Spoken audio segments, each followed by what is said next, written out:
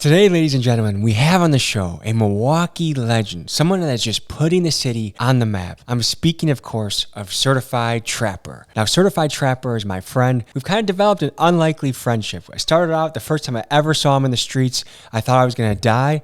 And now after hanging out with him, FaceTiming with him, seeing him many times and enjoying his company, we are now friends, and he's doing fantastic in life. It's fun to see his journey. We're later in the podcast joined by a gentleman named Brotherman, a.k.a. AyooLii, another man who's causing waves in Milwaukee with his music. So dive in with this adventure to us and enjoy. Thank you.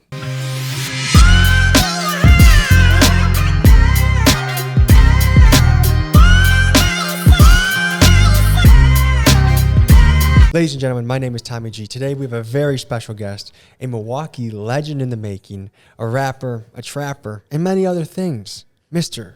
Certified Trapper. How you doing? What the fuck going on? You know what the fuck going on. I'm high as a bitch right now. So certified. Life is happening at a very fast pace for you, right? You just got off stage at Rolling Loud. You're going on tour. Tell the people what's going on in your life. Shit. My life a movie. Shit. A lot of crazy shit. Motherfucker. Traveling a lot though for sure. Traveling. What's it like going on stage? So I FaceTimed you as you were in the car ride onto Rolling Loud. What was it like standing in front of an audience like that? Try and give us a vivid picture of your experience. Shit. That shit, it's like inspiration and shit. Like when you see all them people. I don't be nervous or that shit like that. I just go out there. It was big though. Like that was a big ass crowd. How many people you think were in that crowd? Probably like at least like 10,000, 5,000 people. Isn't that kind of crazy? Hell yeah, that was a lot of people. So when you were a kid growing up in Milwaukee, did you ever know in your heart like one day and I'll be on a big stage like that, or was it surprising even to you to be like, holy shit, this is my life right now? Yeah, that's real surprising. I mean, like I ain't think it would be this quick because I always like wanted to do Rolling Loud and shit like that, but I know for sure it's gonna be like bigger stages and shit motherfuckers gonna be going to. Cause it's like levels to the stage. Like we weren't even on like the biggest stage that they had with the biggest crowd and shit.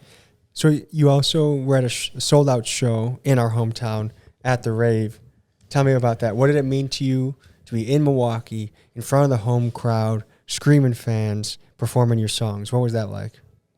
Shit, that was different. I ain't gonna lie, that was one of my best shows. Like that motherfucker was like we was grabbing bitches out the crowd. We was just grabbing bitches, having them on the stage. We had like 8 bitches. We was just having the security like grab her. The security would grab her out the crowd and shit. We was doing plenty shit. Throwing money. I threw plenty of money and shit. How much money do you think you threw into the crowd? Like a G, 2 G's or some shit like that. No, is that easy for you to do? Because if that was me on stage and I was throwing $1,000, I'd be like, no, not $1,000. Oh, not another $1,000. What is that like, throwing money into the crowd? I don't know. It was just like, well, it ended up falling on the floor. So I was like, they looking at it, so I might as well just throw some. And then all of it didn't even make it in the crowd. But shit, I threw some of that shit just to do it though. Because I ain't had to, but I just did that shit. You feel like it's a way to be like the people's champ, like, let's bless the people of Milwaukee. Let's throw some money. Is that kind of the idea? I didn't even think of it like that. I just did that shit like fuck it. That shit ain't nothing. I just did that shit just to show motherfuckers like I don't get no fuck. Yeah, so I would say that's consistent with the brand. Last time I spoke with you, we were in a condo location, shall we say? Now we're not. Tell us what happened. You said there was a story that happened recently. Shit. I was just sitting in that motherfucker. Well, shit, yeah, we was in a condo, and then motherfucker got raided and shit like that, like some other crazy shit. I can't really say too much because shit, like, I don't know if my shit still pending and shit like that. Like, I got a crazy ass charge. I mean, some pending charges and shit. Crazy ass shit. Like, that was a movie right there. Like, if you was in there with us, your ass would have had some pending charge. Cause we, that was fucked up. Cause we was just getting ready for the show, and then police ran in there, beating on the door and shit, busting in on our ass, arrested us and shit. I was turned the fuck up too. We was finna go to the show. I had like a show for like 2,500 for Vans and shit like that. Missed that. Oh, so you couldn't perform? Yeah, I missed it. It was like they got it right before and shit. So how do you balance your life going forward? Because you're in a position where you were making moves, doing things the certified trapper way, but now you have a very promising career as a rapper, and you want that to be sustainable. You want that to last a long time. Like, has that changed the way you move at all? Hell yeah, now definitely like after that last shit just happened, I just know like that I gotta be like, I can't be around certain shit and around certain people type shit like that. And then like my priorities like changing. Like I'm definitely improving at all the little shit I gotta do. Definitely. Is there something in particular that it's been a change that is taking getting used to, or like a specific thing you're like, okay, I can't do this no more. I can't be around that no more. Oh, yeah. It's a lot of crazy shit, but I know the shit like that I see I'm doing better at, like when I travel and shit, like just how I move when I do. And I'm finna drop my tape. So really like I be focused on my art a lot too. So my music gonna get better and shit like that. And do you have a studio set up where we are right now? No, but I definitely got the I got the shit though. I got everything for that shit. Okay. So so you're making moves in Milwaukee, you're on big shows with headliners, and you're making things happen. What's coming up next on the pipeline here? Like, what are the things that you're focused on, and what are you trying to do next in 2023? I'm trying to drop a tape that turn the motherfucking city up, turn the whole motherfucking world up. That's what I'm saying. Like, it's definitely like a goal. I want to drop a video. Like, I be looking at numbers. I'm trying to get like 10 million views on some shit. Like a lot of views on some shit. And then I'm trying to get that my plaque, my 100K subscribers plaque. That's a fun one to get, eh? Yeah, I'm trying to get that. How far away are you from that? Like 50K more subscribers. But I feel like when I'm at 40, I know I can do that shit like within a month or 2 months or some shit like that. I just gotta know like, but now I'm like, as soon as I hit 40K, I was at like 39,000. As soon as I hit 40K, I'm like, that's just like, when I definitely want some shit, I'm gonna do it. I'm gonna get that shit. That's all I gotta do. I want this, I want that, I want that. And then I'm gonna get that shit. Okay, so now you're coming into rapper money, and I would imagine in your shoes that there's a lot of people that want in on what you're doing. Like, I'm sure there's a lot of guys that want to be in the crew. And so what is it like balancing, like being the poppin' guy of the crew? Because if there's enough guys, like I know like other rappers, like pay for a home for their mom, pay for rent for their 6 guys in their crew, and then all of a sudden your overhead is crazy and money's just flowing out. Like, how have you dealt with that, and how do you protect yourself so that you can last a long time? I just been really like separating myself from certain people that like got bad intentions and shit. Like, I feel like I'm the person that's gonna teach you how to get that shit yourself. If you wanna have your way and get what you want, you gonna have to get it yourself. So it's like, it's better off not giving a motherfucker what they want, so they can learn how to get it themselves type shit. Like, that'd be more helpful than just giving them what they want. Yeah, there's a saying that comes from the Bible that says, what is it? Give a man a fish. He's always going to be asking you for fish, but teach a man how to fish, and he can find it for himself for the rest of his life. Is that kind of what you're experiencing? And it ain't never like bad to help somebody. Like, I do a lot of that shit. It ain't bad to bless people and give away, because like it's only right. And I hate like when people do be like stingy and shit. Like that shit ain't right. Like I be giving like when I pull a pass, I get bummed like $20 or $100 or some shit like that.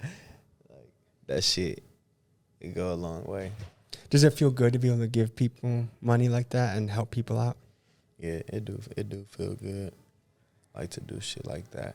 And then I know like I be doing right. I'm always forever do right. Like whatever the next person do wrong, like it don't really got too much to do with me because I ain't gonna never change my ways. So, okay. Has there ever been a time where you're at a store and you run up a total and you're like, holy shit, like, am I really spending this much money? And you walk away from the purchase? Or are you always like, I got it. Have I ever walked away? Like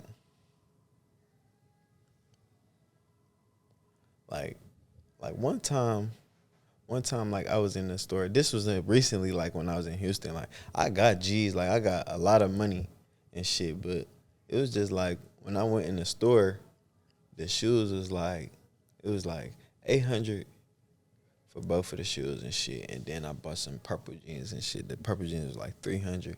But you know, like I shop here in Milwaukee, and then like I get all the plugs, like 50% off plugs and all type of shit like that. So I was just like, fuck it, I'm gonna just grab one pair of shoes because she wanted $800 for the pair of shoes. I'm like, I want these pair of shoes because they go with my shit.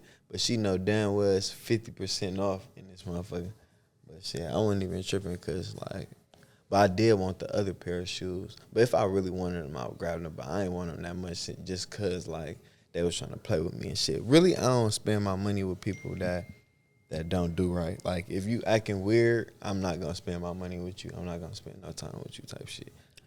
So do you think buying things, does that give you happiness? Or do you feel like it's the experiences that give you happiness? Or both? Say that again. I'm chopping. So does buying things make you happy? So you come home with a bag of $1,000 worth of shoes, $1,000 worth of clothes. Like, does that make you happy? Or is it just like, why did I spend money on that?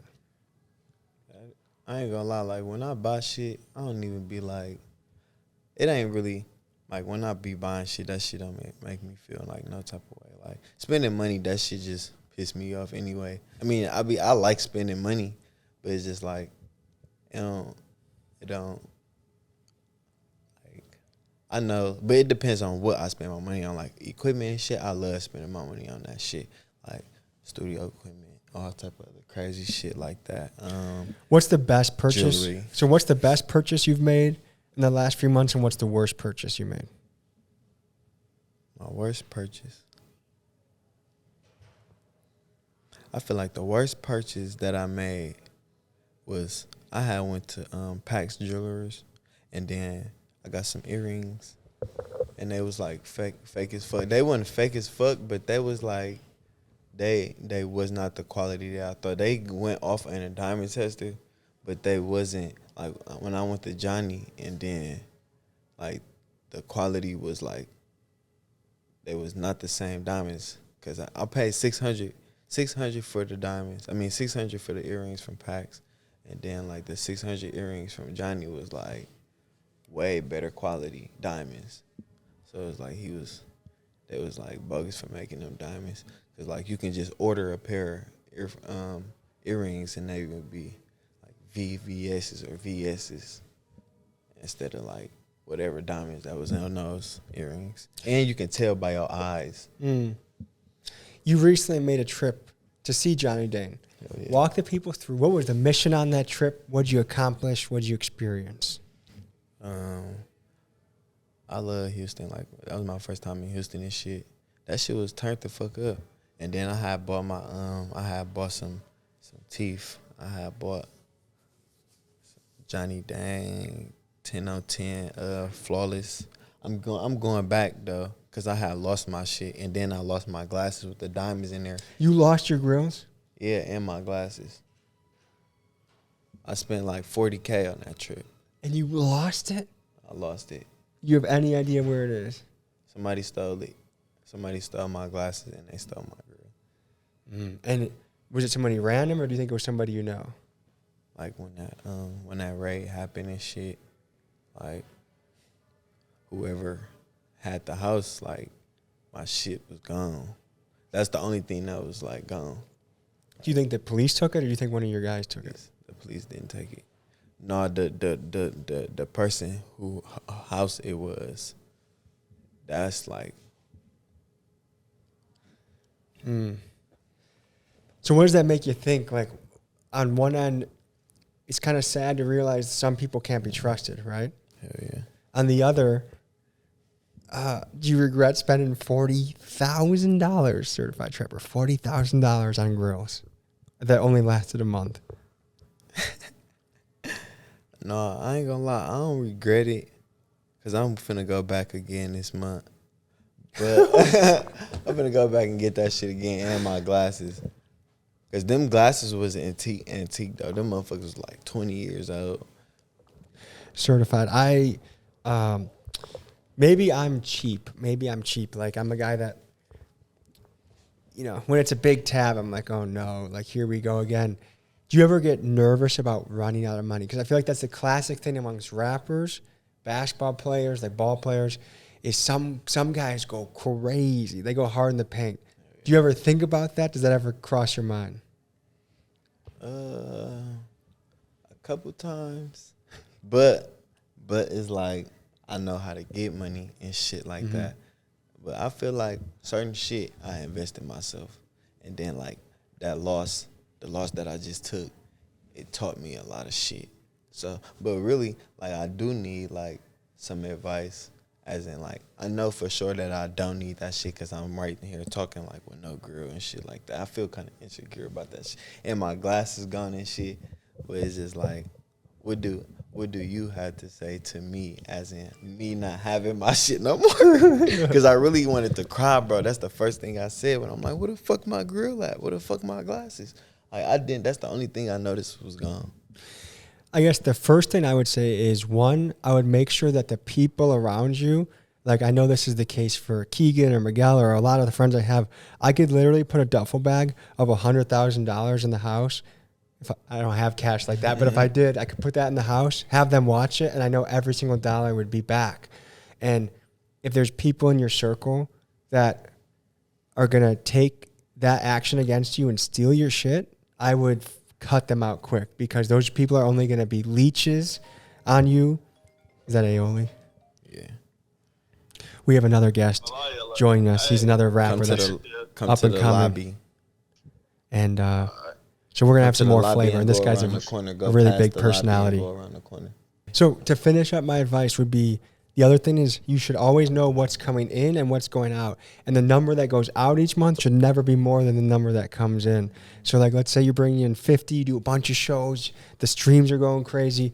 You could do some sort of endorsement deal. 50 grand's coming in this month. You should never, I would say, like, spend like 10 of it, 30, 20, like, but it shouldn't be more than what you bring in. Yeah. Because that's the way to get into a lot of trouble. So have you really had to, like, cut down the crew and really keep it strict? Hell yeah, I had to. Like, really, like, now, like, I don't have really too many people that I really fuck with, like, really nobody. And that's what I had noticed. Like I ain't gonna say like I'm alone, but it's like on some everyday shit, it's like I ain't got nobody like that I fuck with. And then like eventually it's gonna happen. Like, I'm gonna get a nice team and shit for sure. This nigga I fuck with, bro. We have another guest in the building, ladies and gentlemen. He goes by AyooLii. He goes by Brotherman Papa Squat right next to me. Man. We got headphones for you. We got a mic. This is another guy that's really turning heads in Milwaukee, ladies and gentlemen, with his music, his personality, his comedy. And first of all, how are you doing today, sir? I'm feeling great. Thank you for having me. Of course. One of the things that we're talking about is, as you start to have success, you learn that there's people in your crew that you can trust, that you can rock with, and then you realize, man, there's people that really don't have my best interest at heart. Are you starting to see this at all? And walk the people through it. Yeah, for sure. Like I say, it's all off the mentality that a motherfucker got. And it's motherfuckers cheap peanut head ass nigga. Like I was saying, but it's all like people don't understand. Like once you figure out what you want to do with your life, like your mindset change and you only want to do you only want to do better and shit. So like, but you know what I'm saying? And they be still stuck on that same street mindset and still trying to. Well, here's the thing. The biggest thing I see in these situations is training people to think long term. Because like if someone steals your shit, that's a short term move because now they're never going to be in the circle again. They're never going to be able to be on stage or enjoy the big moments. Exactly. It's really important to think long term because like if my friend has a duffel bag in front of him and I steal all that money right now, okay, I maybe just made 10 G's right now, but I will never have a relationship again. I'll never have the trust. And one of the biggest currencies you can ever have is trust. If people know that I'm going to do right by them and do what I say I'm going to do, I can go anywhere in the world. But if people know that you rip them off, especially in the streets, it gets dangerous. Exactly. It's treacherous to do that. I used to just say if you took 10 G's from him, I just like he just paid you 10 G's to not fuck with him no more. And even though you stole it, but you know. You ain't got that 10 G's is what it costs to not be his friends no more. So let's just say that success keeps coming to Milwaukee. Let's say you get a record deal. Are you also going to spend a bunch of money on grills and diamonds and earrings and shit? Nah, I was just playing. Shit, look at my teeth right now. She out there need a slug. You know what I'm saying? But nah, I ain't gonna. That's not gonna be like the main thing on my mind though. I really gotta. So if I hand you a pot of $500K, welcome to the label, sir. We're signing you. What's the first thing you want to do with that money? I want to split half. I want to save half of that motherfucker. You know what I'm saying? Just for like a rainy day. So like you said $500K, so $250. Okay. $200, $250. And then the remaining. And the remaining one, shit, we out here. We boiling, you know what I'm we out here. So let me ask you this too, Certified. So as you climb in notoriety, the world almost becomes a little bit more lonely because it's harder to just go out and do your thing. You know, like you can't roll around town the way you used to, right? Hell yeah. What has that experience been like for you? It's like, shit. It's it is crazy because like I be getting noticed and shit a lot and shit, and then like I be wanting to do regular people shit, but I really can't. Like I gotta definitely like move different. That's why it's like coming into like security and like people that I like my whole team and shit. So is there anything that you miss doing from your old life that you feel like you can't? Like, do you miss grocery shopping or do you miss hitting the mall? I don't know if you have to go there at special times. You just go whenever. Hell yeah. What do I miss? Like, parties, like the parties and shit. That shit and playing with, like fucking with bitches and shit, plenty house. You like to party? I don't party, but I used to go to parties. You don't party no more? Is it because it's too dangerous to party or because you don't like partying anymore? I like house parties. That's the type of parties like I feel like if we could do that shit, then. But I'm a parties and shit like that. And, would you feel more comfortable going out if it wasn't your city? Like if you were in Houston or New Orleans, would that be more comfortable going out because not as many people know you? Certain spots and shit. But when I do go out in Houston and other cities and shit, like I be having connections to like down there owners and motherfuckers that know motherfuckers and shit. So I probably be like VIP and shit every time and shit like that. So that shit be like cool. So for the people out here that maybe have never traveled to Milwaukee in their entire life, how would you guys describe the vibe of the city? What's happening in the city? How would you guys describe it to an outsider? It's beautiful, man. Yeah. You love the city? Hell yeah. That's all I know. City. Hell yeah. And what's unique about Milwaukee? Like, what do you think Milwaukee does that no one else does? Bruh, what don't we do? If you think about it, like, we just different as your bitch. You hear my tone right now. It is. You know what I'm saying? I just turned it to a dumper that quick. Know what I mean? That's what Milwaukee will do to you. Nah, I'm just playing. But really, it's just the culture and everything is just different over here. And it's like, motherfuckers to say it's goofy, but it's, we just. I would say it's gangster mixed with like funky. Definitely different. It's just like motherfuckers say we proper as a bitch. Motherfuckers say we talk proper. Like what?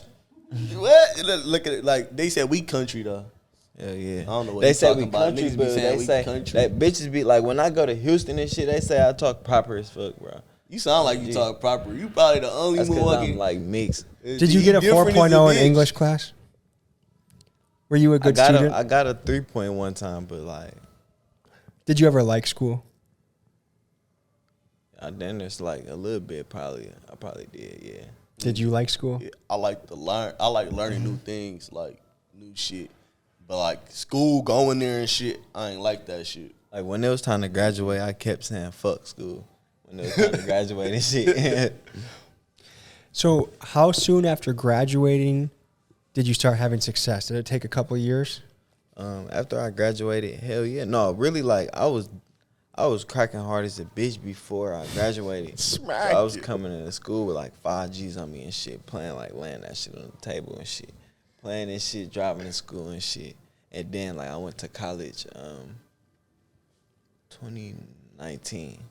I went to college 2019 and started learning audio engineering. If this question needs to be taken out, let me know. But we're going to talk about past life, things that you no longer do. What was it like hustling? Like, tell me, because my brother did a little bit of it when I was a kid, and I was so nervous all the time, dude. Like, every time, hey, is it in the trunk?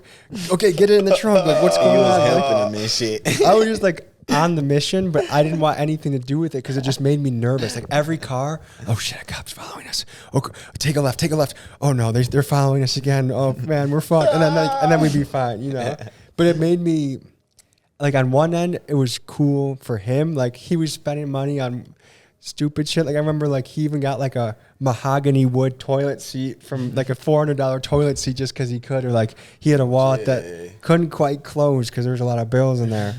But there also was an element of like, it was a nervous, to me, it's a lifestyle that I would get really nervous doing. Is that something we can comment on, or should we move on to the next question? Hell yeah, like that shit was crazy. Like it was a lot of times like I had to be in a car. Like it was like I went like a cool 2 weeks in the car, cracking hard as a bitch. Just sleeping in the car? Yeah, sleeping. But I was like probably not sleeping. I was just like catching penny heads in the car. Like I used to be doing like, sometimes I spend like when I first started, I was probably spend like 500 and then keep making 516 a G every day and shit like that. And then like spending 6 G's, spending all my, like I probably had 6 G's to my name. And I spent all that shit like a dummy and then be making it back. Like I make my shit back, but like that's crazy to spend your whole 6 G's and then have to make your shit back. Like if you don't got enough income to the point your shit come right back, then it's just like fucked up. And then that's like high risk when you spend all your money to make your shit back, especially like if you don't really got shit. Do you remember what you spent that 6 G's on? Yeah, it was like some yeah. And then that ain't the most I spent. Like I spent like 14,000 on that shit before, and then got finessed like 14,000. Like I lost everything. Is that a story you can go into detail on? Yeah, like it was the drought and shit like that. And then wasn't there a sketchy white guy in this story? Yeah. Okay, yeah, I remember the story. Okay, keep going. It was a drought and shit, and then it was like shit went up high as a bitch. I'm motherfucker paying $1,800 for a zap or $1,500 for a zap. So it was like I had to I was finna buy 9 zaps, and then I come bring the money out to him and shit. Like he rushing me and shit. I bring the money out to him. Where did you meet? Like a back parking lot, a house? It was like yeah. And then I come out, give him the money. I wrap the money up and shit, and he give me the shit. And I just open it, and it's like 2 fucking soap bars. I'm like, what the fuck? And then it was like I was supposed to get that was 14,000. Like I was supposed to get. I thought he had me some other shit. I'm like, what the fuck? And then I could never contact him again. And then I lost everything. Like I made all that money fast as a bitch. Though I made that money within like a month. So I mean, not even a month. Like within like 2 weeks or 3 weeks or some shit like that. So it was like I ain't really even get no fuck because it's like motherfucker couldn't even like that shit. That shit really don't take you like, but I ain't give up on that shit or none of that shit. But it's just like doing that shit. It's like you fuck around and still end up with nothing. I don't want to say that you do, but it's like that's how it was going with me. Like, So do you feel like kind of that was like a crash course? It was like street economics 101, but that has helped you in your rap career because you've become an entrepreneur in just a different way now? yeah, you gonna take losses and shit. It's always losses and shit. I took a bigger loss than that eventually, like again and shit. But like it make you learn shit. So it's like you gonna keep taking losses, especially with that shit. It's like it's a high. You know what I'm saying? You high as a bitch at risk. You high risk with that shit. But I wouldn't just stick to doing that because you risk way more. You risk your life, your freedom. You risk everything like too much. You risk that shit too What much. did your mother think about this chapter of your life? Was she always worried about you? Did she have any idea what was going on? Because I can't imagine, like, if my kid was doing that, I would just find a way to not get him to do that anymore. She was she definitely was worried about me. But one day I got robbed and she bought me a 7. She got me right back on deck. So then you could start. Yeah, she got me right back on deck, and I was only like, So she's down for the team. I was like 17, 16. Mama G, Trapper is she down right for the got team. me. Yeah, she had got me right together with the 7. And then my baby mama, I got robbed. She didn't give me on deck like 100 of my phones was dumping like doing a G a day. But I ain't asked her or beg or nothing. But I was just like, damn, if I really needed something, it would have been fucked up. Do you think if you would have offered to lick her booty, she'd have given you more money? Your baby Hell mom? no, at that point, hell no. So one thing that I'm curious to know more about from your guys' perspective is I had a guy DM me a Milwaukee influencer page that's doing good work, but he was offering me if I wanted to wear a sweatshirt. On the sweatshirt it said, trust no one. And to me, I said, man, I think the design is cool, but that's the opposite about how I think. Mm-hmm. And like that mentality, I think, is a kind of a cancerous mentality to have because eventually, like, for instance, what I do, there is no what I do without the team behind it. And so if I can't trust people, I can't really do anything. What do you guys think about that mentality? Because I feel like it's very popular in rap music right now. Is like, I don't trust nobody. And that to me is a very scary mentality to build off of. What do you guys think about that? It depends. If you don't trust nobody, then it's like you not to be trusted for sure. Yeah. Like it's a lot of ways that it's a lot of signs that you can to not trust somebody, but you for sure gotta like pay attention. I look at everybody's body language and shit like that, like the way they talk. I talk to everybody, so for sure, like I'm gonna see, but I don't just go around just like fucking with people and then like not like. Yeah. I definitely stay like away from motherfuckers too. Like people I do be around, I trust them, so I ain't gonna say like I can't be around nobody I don't trust anyway. What's your take on this? That don't trust anybody mentality. Yeah, I agree with what he said basically. With the whole it's just like certain people you can trust and certain people that are not meant to be trusted because you know it's either you saw a flaw in them or their intentions ain't right. Or it's just a lot that goes into it. Probably the person that wrote that, trust no one. He probably went through something that he can't even trust. We went through some shit. We trust each other like we went through some shit. Oh, for real. Even like before all this shit, like even like you remember like when motherfucker was really like getting on niggas' ass and shit, we'd still be like we trust each other on my mama. Yeah. Let's see. So I just saw you had an article in Rolling Stone. Yeah. I think on TikTok, on Reels, you've been absolutely popping. Do you feel like the wave is coming to Milwaukee? And what is it like on the come up journey? Because that's a really exciting part of the journey. How are you feeling? And walk us through that. I ain't gonna lie. I'm glad I'm a part of like this wave that's going on right now, and I can whatever I'm doing. Seems like it's helping something. I don't know, but just Milwaukee as a whole, I feel like that's what the city needs. It's like we need a certified trapper. We need an AyooLii. We need people that's gonna actually shine a light on the city in a good way. You know what I mean? I feel like Milwaukee has been slept on for many, many years. Like if you travel to other places, you ask people name a Milwaukee rapper. Until recently, no one names anybody. Man, they gonna. You know what I mean? When motherfuckers hit me up, talk about some man. Thank you, AyooLii. I love you and certified so much. Y'all making me, y'all actually making me claim Milwaukee now or some shit like that. I feel. You know I love that.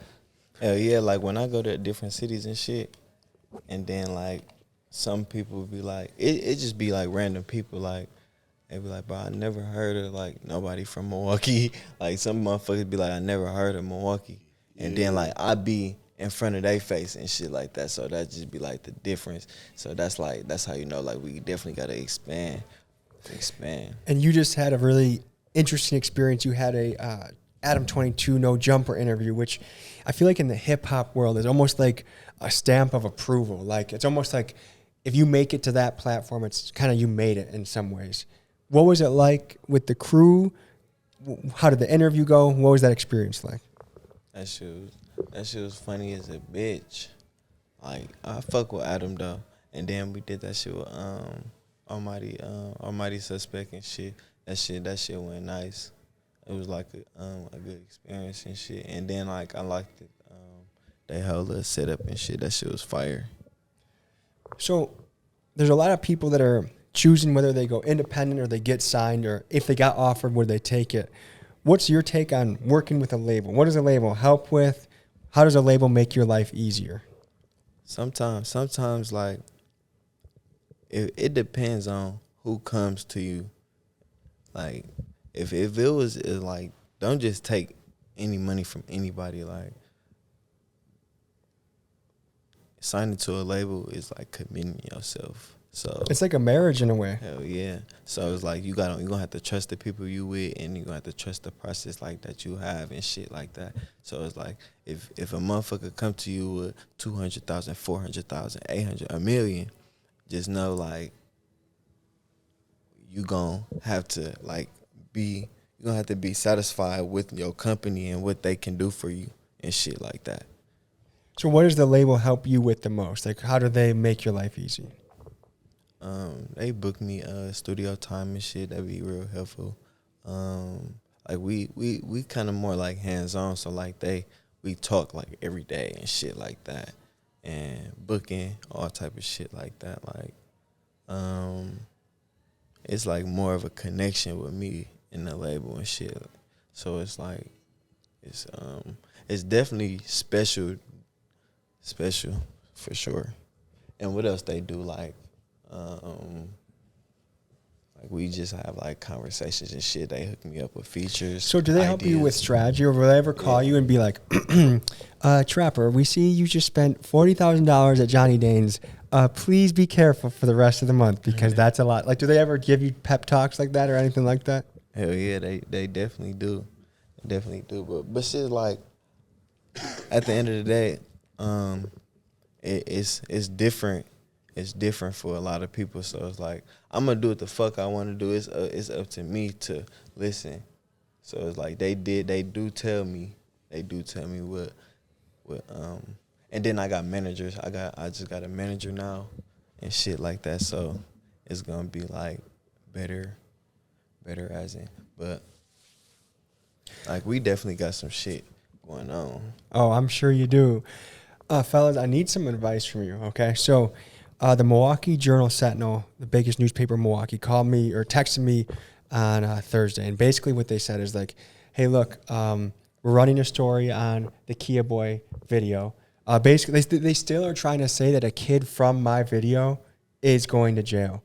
Oh, nah. Hell nah. And everyone knows that kid's face. They showed the two faces. You talk about... I ain't gonna so what about it? I know who you're talking about. But what about it? So they basically are like, hey, we're going to either publish a story about all the criticisms of you making that video, and you can either respond to it or you don't respond to it. And so I did respond to it. I'm curious what you guys would have done. So my options are either to say no comment, and they were going to publish bad shit about me, or I at least speak on it. But knowing, like, they already had their story written before I even spoke to them. Like, that's just, I can tell how the questions were. Like, it's going to be painted in a negative light. They're going to find a way to use my words and, like, get what they want out of it. So what would you guys think? Like, skip that and say no comment, or would you actually at least try and state your piece and get your own words out? So what did you say, like, when you told them your shit? Well, first they were trying to like, the angle was like they weren't even brave enough to tell me what the criticisms were. I'm like overall the comments on what I do are very positive. So yeah, all the comments. Yeah, so you just gotta go see the video and look at the nigga. So then I said, what is the negative criticism? And then there was some like community activist guy that was saying, oh, I was exploiting this guy. And I'm like, one, I got fucking invited to show up there. I talked to the Kia boy on the phone a week before we shot, and he was down to do it. And two, like, how is me interviewing him and getting his story exploiting him? And how is this guy, like, this is the kid that's stealing hundreds of cars. He's exploiting the whole fucking city, and that's not, like, so it just was interesting to me how this stuff gets framed. And I'm curious what you guys would have done in that situation. They just want views or someone to read their articles. I mean, they the biggest. They don't need it, but and they fucking suck, and you fucking them. Jeez, I already say just no comment. I think you doing way better than even Fox 6. Fox 6. Fuck Fox 6. I don't remember your name, lady, but you were the first corporate interview I did, and you sucked at your job. Fuck Fox 6. Fuck Fox 6. So here's the thing that really confuses me is, like, when they try and paint me into a corner and make something bad, like, one, their job is to go get the story. Like, they are literally supposed to be the ones talking to the people, not me. I made myself a journalist, but I'm not an official. I didn't grow up going to journalism school or get hired by a real media company. And two, like, this is what I tried telling them, because, like, these are two people that are, like, safe in some cubicle downtown Milwaukee. I'm like, look, like, I'm in the north side all the time. Like, if I'm walking a property at 24th and Burleigh, someone pulls up and they're like, hey, yo, Tommy G, what's going on? It's always been love. And, like, so you're trying to say that I'm taking advantage of someone or like, whatever it is, but I get love there. The only people that are giving me shit are you guys, the journalists. Yeah, they just mad. They hating. And a lot of them old over there. You gotta understand. Like, just a lot. Do you think they just don't understand the new wave? Yeah, they don't understand nothing of the new generation. That's old shit don't work all the time. You know what I'm saying?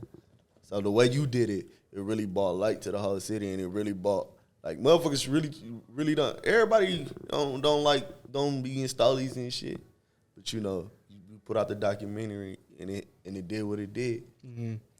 Plus, I guess at the end of the day, my job is to get people's story regardless of what they do. Like, I might get the opportunity to go to Washington, D.C. in a couple of weeks and talk to, like, big time politicians. But they're scared to invite me there because they've seen, oh, you talk to a pimp, or, oh, you talk to a drug deeler. So they're scared. You said who's scared? The politicians, dude. And they should be, because they're the ones that can't handle the questions I'm going to answer them, dude. Because, like, they're the ones that are stealing all of our money, making all these back-end deals, insider trading with stocks. You know exactly what to ask them. Making rules that they don't have to follow, but we do. Yeah, like even during the COVID thing, you guys can't go to restaurants. You guys got to wear masks, and then you catch them, like, at some steakhouse enjoying their life. And so it's a journey. It's definitely an interesting journey. What do you want to happen in 2023? What is your goal, man? What are your things that you want to happen for yourself? For me, myself, I just want to continue being creative, and I really don't want to. I really don't want to limit myself to anything. That's why I be doing anything really. Motherfuckers call me a comedian, they call me a rapper, they call me. How do you define yourself? Because you're a guy you can't really put in a box, right? Call myself an artist. Yeah. That's just it. An artist just create art, whatever it is. That's what I am. I could then learn how to draw tomorrow. I'll probably be, you know what I'm saying, painting or something. I don't know. I don't be trying to limit myself. So, do you ever want to do stand-up comedy? Hell no. That's one thing I said, hell no. I don't think I could just go up there and make niggas laugh. Because what's my shit? If my shit ain't funny to y'all, then me and someone in the crowd on the G. Like, get down with me, fuck. Get down with stand-up comedy would be kind of scary, don't you think? Yeah, but I got to make y'all laugh. Like, with the skits, like, I could, if I fuck up, I could redo it type shit. Well, up there, nigga, he got one shot. Like, you better make him laugh or. Is there anyone coming up in Milwaukee that is catching your guys' attention? Like anyone that their style, it could be their comedy, it could be their music, but anyone that you think is also going to be part of this next wave in particular? I mean, everybody doing their thing, really. I don't want to say, because, I'm Milwaukee niggas. If you mention one person that's... You ain't say me, cuz. Okay. So it's like... Yeah, it gets... It's not even worth saying it then because someone's going to get upset. Everybody doing their thing. Nigga, you doing your thing too, nigga. Yeah. I just advise everybody like to tee up shit. Keep dropping shit. If you ain't putting in enough work, that shit is not gonna work. No bullshit. You gotta put in enough content, put out enough content, stay consistent. So, Trapper, I want to compare you to a guy, Little Xan. Here's how I want to compare you to, okay? Little Xan is notorious for not showing up to studio sessions, not showing up to shows, just not putting in the work. You, on the other hand, you are making your own music videos. You're recording plenty of songs. You're making the shows happen. And I think a big ingredient of your success is, and this is kind of rare, I think more so in the rap community, is you show up and you actually have a good work ethic. Do you feel like that's one of the single greatest reasons why you are in the position that you are? Hell yeah. Cause I definitely switch my shit up, but I think a lot of people can look at it like that, like keep working, shit, drop as much content as you can, but quality and shit like that. Like it start from a lot of shit. It's just like you gotta stay consistent and you gotta put in that time. I've heard a rumor that it takes you like 15 minutes to make a song. About like 5. When I saw this nigga be in there, hey. And you didn't write any of it beforehand? No, I don't be writing none of that shit. So you walk in, so you basically walk in, you freestyle a verse, freestyle a hook, and then you say, okay, check, please, I'm going home. Hell yeah. I say a line, and I won't even listen to that shit. And I say another line. Keep going, keep going. Okay, so when you make a mixtape, you could theoretically make a mixtape in like a couple nights? One night. Hell yeah, I can make a mixtape like... I can make 10 songs in a day. Wow. And of those 10 songs you make, how many do you choose to release? I'll just release all of them. You know, we should make a tape. That shit'd be fire. I've been asking Certified Trapper to please put me on a song. So here's the thing. I understand I'm not like a legitimate gangster rapper, and I don't want to stunt your style. I don't want people to be like, "What got that shit though?" But I seriously have rap lines that I feel like would. I've been writing to Certified Trapper type beats on YouTube, and I've been dying to break them out. I think I got some shit that's gonna make this street go. Gotta make that happen. But with us, like, we can actually like sit in the studio and make that shit. That's what's gonna make it so like different. Like once we sit in the studio, and then we can direct the music video too. Hell yeah. I got a fire ass camera, bro. We gotta use that bitch. It's a 6K. Did you see it yet? You ain't see it? I saw it. It looked like it came out of a spaceship or something. Like someone from Mars came and dropped that camera off at your apartment. Hell yeah. It costed like $15,000. Well, I think you got to send me a couple beats because I'm a guy that needs to write. I don't have that gift from the Lord where I can just get in there and just. But I feel like if we gotta like, I can get the beats, but I feel like when we do it, we gotta create that shit in the studio because that's what's gonna be like. I'll pre-write some stuff just so I have a flavor, and then you can write it in the studio while we in there. Yeah, because then we can bounce it back and forth. Where like you do 4 bars, I do 4 bars, type of a thing. That'll be better. It's gonna be the really the way how we gonna. Because if we do it like that, it's gonna be like you put your shit on there, and then I'm gonna put my shit on there. It's like it's gonna be more of a connection that we can get in the studio. Because I don't even get in the studio with niggas. Niggas cannot get. They can send me the song, and I'm gonna put my shit on there. But it's gonna be better if we do it in the studio, cause then you can talk to me and how you can want it, do it how you want it and shit. Probably like write what you gonna write, and then I'll be like, all right, we can do it like that. If you don't mind me asking, I don't know if you're allowed to say this information or if this gives too much away, but who's your engineer or where do you go to record? Is that too much to ask? No, I don't got no engineer. He's his own engineer. So you mix and master everything? I do everything. Yeah. Really? Is there any song you've done recently that you haven't mixed and mastered? The feature with BabyTron. Okay, but anything that's only you on the track, you mix and master it. Hell yeah. I make the beats, I produce it, and I master it. Wow. So I think And another most of the thing, times I edit my videos too, like all my videos. guys, the do-it-yourself world has never been better. I mean, like we used to think, oh, you need a huge budget, you need a crazy music video. I see a lot of rappers shoot themselves in the foot because they'll fucking hustle 2 G's to get a music video, and then it gets 32 hits. When in reality, if they learn the craft themselves, like maybe the music, like the guy that shoots the music video is obviously going to add some special effects, and they're going to make it cool, no doubt about it. And they're good at what they do. But the name of the game in today's era is not, you're not going to just put out one music video and your life's going to change.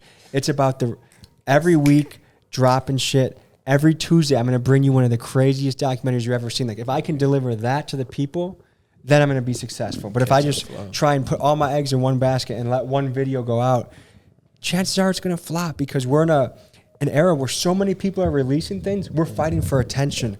And if you think you can come out of nowhere and release one song and it's just going to blow up and you're going to get signed, it's just a little bit delusional. And then, like, just like how you said, and this why I say, like, some niggas put in too much effort and it doesn't do shit. That shit would not do. It would not be. If you try too hard, it won't work. If you overthink that shit, it won't work. But like on you have to be smooth and you have to be relaxed. And you have to feel good. You got to be there. That energy, that just creative like energy. Just like sex come natural. You can't just It's just like you can't just jump out of nowhere and think you finna. You know what I'm saying? Come out with some fire ass shit. It's like it got to be really you. Like if we wanna. Like that shit got to be real, like real life.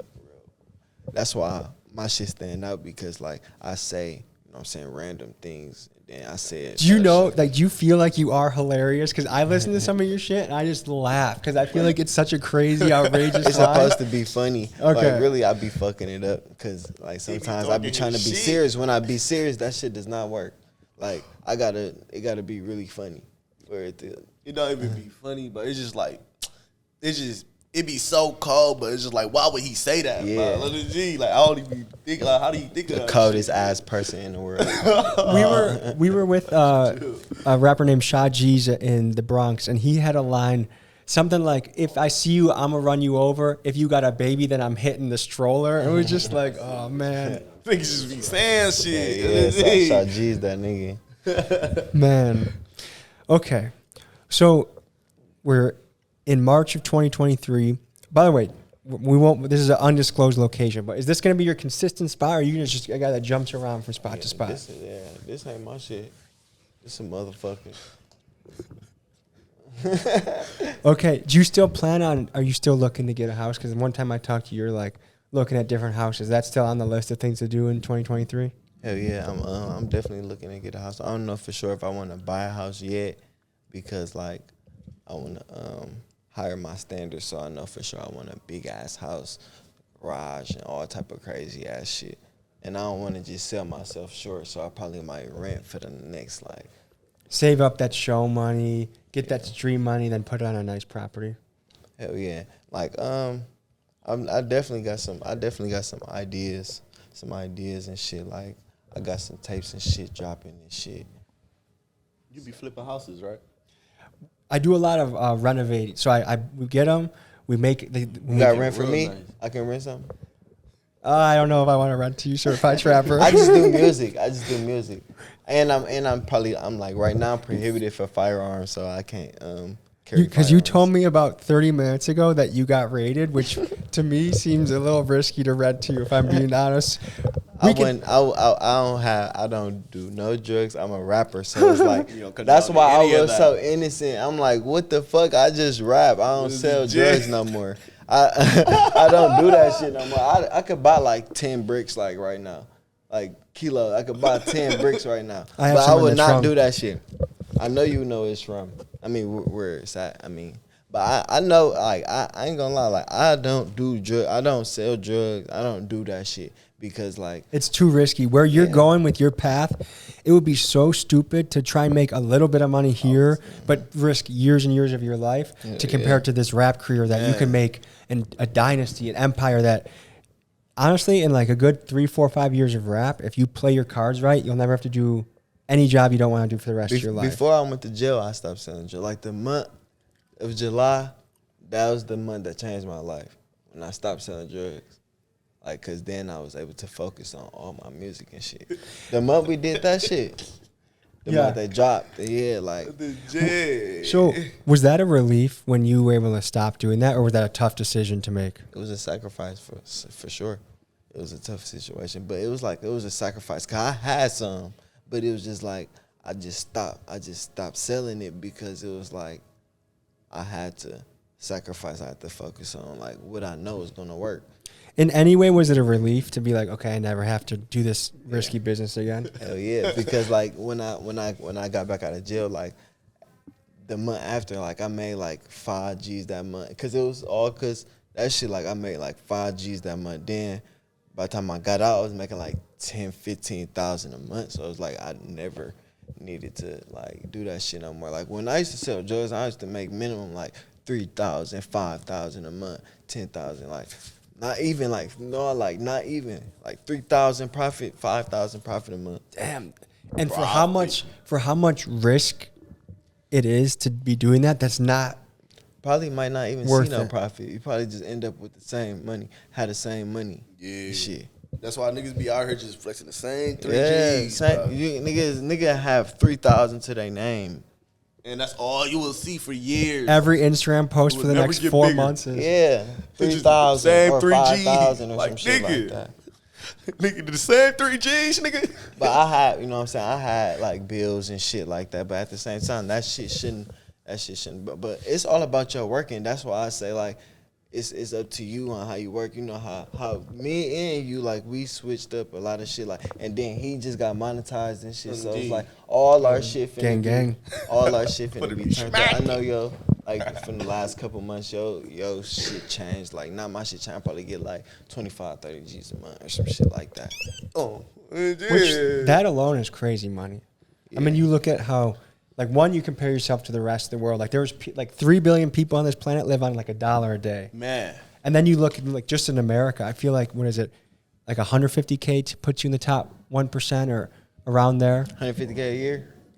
something like that. Maybe Man, 400. don't nobody be making that shit. But 150K a year. I mean, that's so, like, what an opportunity it is to make money from your art, and also like how many people, like, as soon as I mention Certified Trapper, I do the dance move, you know. It's just so much fun.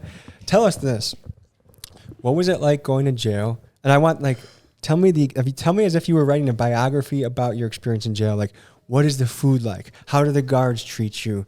Did people support you because you were an upcoming star? Did you have haters in the jail? Like, walk me through that whole experience. Niggas like the security, the COs and shit was knowing me and shit. Like, they was on my dick. Some of them was on my dick and shit. And then some niggas was like the niggas wasn't no shit. Like, everybody knew me and shit. They wanted me to rap and shit, but like, I wasn't on that shit. And then recently, like, when I just went to jail, I had to fight some nigga, bro. Why did he want to fight you, Certified? You seem like such a nice guy. So I come in my room, like, this nigga, I'm like, oh, I'm in the wrong room. Like, it's a nigga sitting on the bed. I'm like, I must be in the wrong room. Was he just slowly putting lotion on himself? He was just, he was in the room sitting on the bed. I'm like, oh, he in the wrong room. I'm in the wrong room. I'm like, he like, no, you ain't in the wrong. On that. I'm like, Was his name Big Bubba? I just scratched that because I just thought he was on some weird shit, like trying to switch, you know what I'm saying, switch beds with somebody and shit. So I get on my shit, and the nigga asked me some crazy shit. I ain't gonna tell y'all what he asked me. But Was it homosexual? No, it wasn't. okay. It wasn't no shit like that. It was like some other shit. But then he, like, the last thing he see, like, bro, you might as well get down before I pull you down. I'm like, Like, he was threatening to kick your ass. yeah. And I just, like, I get down, I knock this shit, I dazed the fuck out of him. It was like, on the G, because, you know, like, the top, you ain't never been, like, in booking before, did you? I mean, not booking, but all I've gotten is my picture taken and the fingerprint, but I never went into a cell. I had jumped off the thing, and then, like, you can stand on this hard ass thing. On the G. I punched him hard as a bitch right in his nose on the G. He was dazed as a bitch. But he ended up on top of me and shit, and he cracked me a couple times. And then I ended up headbutted the fuck out of him. On my mama, he was mad From as a bottom, bitch. you headbutt him? No, like I had him like he ended up on top of me like this, and then I ended up like this on him. On my mama. Certified. I headbutted his bitch ass. When are you gonna join the jiu-jitsu gym? I need to get some of that shit. Really, I lost my energy and shit. But dude was mad as a bitch all day. I think I did it because he was sad all day. And then Did the guards catch you? No, we was locked in the room. Like it was we kept that shit. So someone could have hypothetically gotten like beaten senseless and nothing would have happened? Yeah, like he was big as a bitch. Though. I don't see why he ain't get me though. Cause I really fucked him up though. I hate him. He thought he was on my ass, but I took off on him first. Like that was the fucked up. He was supposed to like really like not even say nothing. But I dazed him hard as a bitch. That's what fucked him up though. I dazed him. His ass was like. Can you pay off COs to get you phones or drugs or whatever you want in jail? Probably like with my name, I could. I ain't. But was that something that was normal? Is like someone like were people just getting bribed left and right by different people? It's a lot of ways to get some shit, but shit like at the end of the day, like yeah, I know some COs and shit, so probably I could make that happen. What was the food like? That shit was weak as a bitch. I was just that shit ass. I ain't gonna. I was Is just it like what, like noodles and applesauce and like corn dogs and none of that shit. I'll probably eat that shit. No, really like I was just like fuck. I'm gonna eat some of that shit. I'll probably eat some lettuce. Dude, you gained like 40 pounds in 1 month for Swab. Dude, the first time he FaceTimed me when he got out, I'm like, I was like who is this fat 175. They cloned him. He's a clone. yeah. I I saw in his 175. cheeks too, dude. He looked like he was like a chipmunk with like Got some stuff in flame his in cheeks. his eyes. Something That's because I was asleep the whole time. I was sleeping and eating. I was like 175. Got in there like 125. fat eyes. Something So, do you feel like maybe this is a tough question, but like people are treated okay in jail, or are people treated like shit in jail? Mistreated by Mistreated. all the COs and all that shit. Like, are people getting their asses kicked by COs, or is it just like verbal abuse, or like what is it like? They just treating you. They telling you to do this, do that, and shit like that. Make your bed up and shit like that. Telling you all type of gay shit. Making your bed is number one on the list of gay shit. Like, you don't be telling me to make my bed. Yeah. Hell yeah. Were there any? Did you read any books in jail? Niggas was asking me why I ain't. Hell no. I was writing on paper and shit like that. Niggas was just weird as a bitch. I was looking at the calendar the whole time. And you basically got signed, like as soon as you were getting out. I know people were contacting you. How quick after getting out did you get signed? ASAP, like then or the same month or the following month. So did that keep you going? Is that you knew big things were happening the second you were out? Hell yeah, when I got out though, like my distro kid was fat as a bitch, so it was like I had G's, and then like it wasn't like that before I got home, so it was just like I was bored as a bitch by the time I got out and shit. It's almost like you got a lot of hype built up about you while you were away. Like I feel like that's when the city got most excited about you. Like was just like they couldn't wait what you were gonna do next, and they were just excited. So The mugshots was on everybody profile picture. So would you say that in a way that was a blessing in disguise? Yeah, it definitely that shit, and then it definitely like got me to the point where like it gave me some time to think and shit and all type of shit. It definitely played out in his favor too, for sure, cause like it gave me some time to heal myself and shit about all the crazy shit I was just doing shit. I don't know what stories you're able to tell. I know, and if we have to scratch any of this, just let me know. But are you able to say any of like your battles and from the previous life, like anything that happened? Am I allowed to bring up a particular story? Shit, like There was one where you were out of a sunroof, I remember. one day I was chasing this nigga. I was like, I seen this nigga. He was walking. He didn't have his mask on. He had his mask in his hand and shit. And then I just like, I seen him. I'm like, oh, that's that nigga. I gotta get his ass. But I had to shit.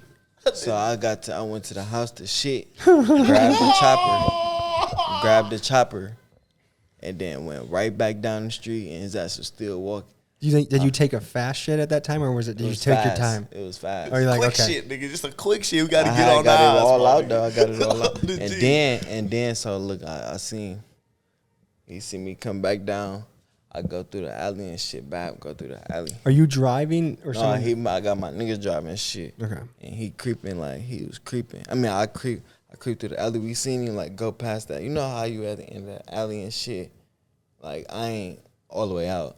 I seen him go past and shit. I'm like, all right, there you go. Like come up something, go something.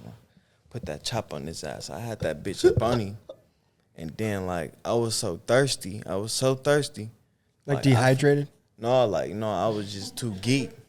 I was too geek. I fuck around and forgot that we just put the grip on there. So like we had to take the bullet out to put the grip on there. So I'm shooting, I'm pulling the thing, and he like back turned. So I really killed him for some energy. Like I pulled the trigger on his back and I'm like, what the fuck? So I'm outside the fucking roof like I pull that bitch back. And as soon as I pull that bitch back, he turn around. I just get the chasing his ass but once I put it back, he heard the click, and then I just got to shooting at him, and then it's a red dot. I ain't even had a fucking red dot on, so I'm looking This is through like the Call scope. of Duty kind of, dude. I'm looking through the scope without a red dot. Like what type of dumbass shit is that? I'm looking through the scope without a red dot, and then. Like, I'm shooting at him, I shoot at him 5-6 times. He run fast as a bitch and then just disappeared. So my nigga, hit the right in my truck. And then we just fishtailing, and he smacked the truck. I'm like, oh, my fucking God. Right after we just shooting at him. Is this also a blessing in disguise that it didn't go the way you thought it would go? Yeah, I'm really glad that we didn't crash, because if we would crash, That ain't what you we talking. smacked. Go just a little bit before the crash. Were you also glad that, I mean, I don't know, that would be a lot to live with, or the potential charges that could have brought? Like, isn't it kind of a blessing in disguise that for whatever reason things weren't working properly? I wanted to smoke dude ass though, cause I was salty as a bitch. After that, I was salty as a bitch. I'm like, damn, bro, I ain't get his ass, bro. I was like, bro, what the fuck? But I knew we couldn't chase him. We couldn't chase him because dude already done fishtailed the car. I didn't even say chase. I'm like, bro, pull off, bro. I just missed him, and then he just ran. Dude, I got lucky. I was sad as a bitch. So now I'm gonna ask you guys something that goes in the totally opposite direction, which is this. If you got elected mayor of Milwaukee, and one of the things you had to take care of was how do you stop gun violence in the city? If that's important to your mayoral duties, which to me it's like, I think number one, you have to make a place that no matter if you're on 24th and Burleigh or if you're downtown in the fancy condos, you got to make sure a kid feels safe walking around. Otherwise, he has no stability.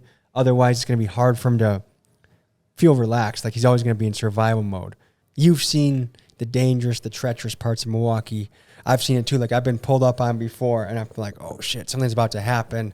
Like I'm about to be pressed, and then they recognize me from a video, so then it all goes away and it's okay. But I've had scary moments before, and like if I'm being totally honest, like I'm about to start having kids, and I live not too far from the first time where I met you, and it's close enough to danger that it makes me think, shit, like. Should I wait until I get a house outside of the city to have kids? Because I don't want them to grow up in a spot where it's too much. Yeah. So addressing gun violence or just making the city safer, what would you guys do as mayor to accomplish that? Shit, get safe zones, put safe zones out and shit like that. Like I thought about GTA, like you know how you can't use a gun and then a green zone and shit like that. Like how do you do that though? It sounds cool in the game. But how do you actually do that? Like, I don't know, fuck around, have police in the fucking safe zone or some shit like have that. Some, you know how or they just have know you getting flicked when you go to the safe zone. Militia, what they call it, militia. Them little crews in the G, just put them right on the block. Because I know there's some towns in Mexico where they have like a town militia to defend, and they have like the way you come in and out of, like, let's just say it's a village. It only has like one road going in and out. They'll have the militia in front of the road so they know that there's no one coming into their city that they don't want. Yeah. But a city like Milwaukee that's so big, in the treacherous area, it goes for a long time. Like, it's not just like one street. And plus, plenty of these kids be bored. You know what I'm saying? They be bored as a bitch. Next thing they do is just pick up a gun and shit. But really, if we got like, I don't know. Why? That's why I agree. I think we have to get the kids involved in something they care about. Yeah. But like, is there no football, chess, All debate that- team? Like, where bro, are we the gotta after come up school with some other programs? shit. This is new. That's like, this is some new age shit now. Like, kids is different nowadays. So we They got to don't make even- like a social media club. Yeah, like some shit. How to edit. Cause kids, bro, hella kids be hitting me up want to do skits, and then I know that's something they could do. And a lot of kids is talented, bro. I'm telling you. So it's just like, I don't know, but it's just their environment be fucked up, and they just get. I guess they just gotta fall into that same trap. It's a way. It's a way in the G. I just don't know how. So one idea I have, and I don't know if I would ever run for mayor, but part of me thinks about it because I think that our politicians need to try some new shit. But I think easy thing right off the bat, legalize weed and drive that tax money through the schools of kids that need it the most. After school projects or after school programs, transportation. I'm with that. Like, I mean, come on. No one should be locked up for weed in 2023. Yeah, that's crazy. I think, okay, here's another one. We were with the drill rappers, and one of the kids he ate food from the bodega, and every piece of trash that he was eating, he just would like throw on the ground. And one of my biggest pet peeves is seeing trash on the ground, because Milwaukee's a shit ton of trash. Yeah. How do we make it cool to not litter and not throw trash on the ground? And That's I think crazy. I've seen you throw a half-eaten grilled cheese plate out the window of my car before, so That's you're on my list. My manager just said something like that, like he hate littering. But shit, like, I don't know, like, All that shit, I think all that shit stems from like a sense of community. Motherfuckers don't got like a sense of community. but it's in- just some around here. motherfuckers. It's a job for motherfuckers to do that shit. But it is our job to keep our community clean too, though. Like recycle. Can you drop a song that says "Don't litter"? Can that be the title? But that's not cool. You know what I mean? Like, it's never that shit gonna. kind of lame. That's what I'm trying to figure out is how to make it cool. But it's never gonna go through a rap song. It's just gonna be. Anything could work. That shit would still work. Anything will work. Gee, you can make anything cool. Hell yeah. Even if it's nerdy, that shit gonna go. Anything gonna go. On the G, I'm gonna put you on blast. I'm gonna kick you ass if you don't pick up the trash. Oh, On the G, he went crazy. If we can put a beat on here, bro, that shit would be fire as hell. Can we put a beat in our earphones? We only have one rap beat, I think, on this, and I don't think it's gonna be at the tempo of a How do certified you trapper get it beat. in? How do you put the beat in? So push. Let's see. We'll test out some of the sounds. How y'all got that on? That's the laugh track. Applause. Wah wah wah. That shit The cold. drums. This is like the intro to a track, but it never drops. We'll have to we'll have to do a separate scene where we do some freestyles. Hell yeah. How y'all get that in there? We're gonna get kicked out of the hotel if we start going too crazy. What? I feel like if we start having too much of a session, there's elevator freestyle session. We'll think about it. Nah, we can do that shit right here. The other thing I was thinking about, when we put out a tape, we have a cartoon shirt, like our bodies are each cartoonized and put on the Yeah. shirt. I That feel like shit that gonna would be go cold. big. That's what we need to do. I'm gonna find somebody for some artwork for us. Gonna make some shit, fire ass shit. Oh, and speaking of which, here, can you pass that bag over here? So this shit, a lot of this shit's unreleased. I got one for each of you, and if I need to get you a different size, you let me know. But we got, let's see, we got a medium. This a tell me. long sleeve? This is a sweatshirt. Oh yeah, this fire. Let's see, we got a medium. This too, and then I got XL for you if that's okay. I wasn't sure Oh shit! how much weight you were putting up these days, but we got you that T-shirt, and then also These big ass shirts. shiesties. Bitch. So, just showing some Milwaukee love. If you're gonna do a bank heist, wait at least a week before you do it with that. Okay. Nah, Lester ain't fucking with me, man. You want a couple too? Boom. Yeah. And I don't know if you need any more. Cool. I'll wear one for the ride home because I gotta. Yeah, I need one. Yeah, get you small. Okay. They smaller than this. Yeah, I can get you small. Yeah. Cool, cool, cool. I'm gonna wear that, mom. Is that size good too, or do you want me to adjust it to a large? Wow, this motherfucker done huge. But I fuck around wear it though. That probably If there's a better size, I'll get it for you. Fit the medium. That fuck around be my style though. I ain't trying to look like a thick bitch. Try the medium. Cause what if that shit was stuck on me? His corn bean eating that. So, fellas, as we're wrapping up the show, I guess first, let's say this. What's some advice? Oh, how are you feeling? Yeah, I feel like he looks fresh. What is your advice for people? Because there's a lot of Milwaukee rappers that are tapped into what both of you are doing. They're excited and they see the way forward. What kind of advice would you give? Let's start with you first, AyooLii. You gonna have to state the question again. What advice would you give to people that are up and coming right now in their art? Be yourself. Stay consistent in the G and always be creative. No bullshit. I dig it. Words to live by. Certified. Anything else to offer the people? Create your own sound. Be yourself. Don't try to be nobody else. Keep working consistent. Put out enough content. You know what I'm saying? Do better than the next motherfucker. Because it's not going to work if you don't put in that work. It ain't going to work if you don't put in that work. Fellas, this has been a pleasure speaking with two up-and-coming Milwaukee legends. This is Tommy G. This has been another episode of the Tommy G Show, and we'll see you guys next episode. Peace.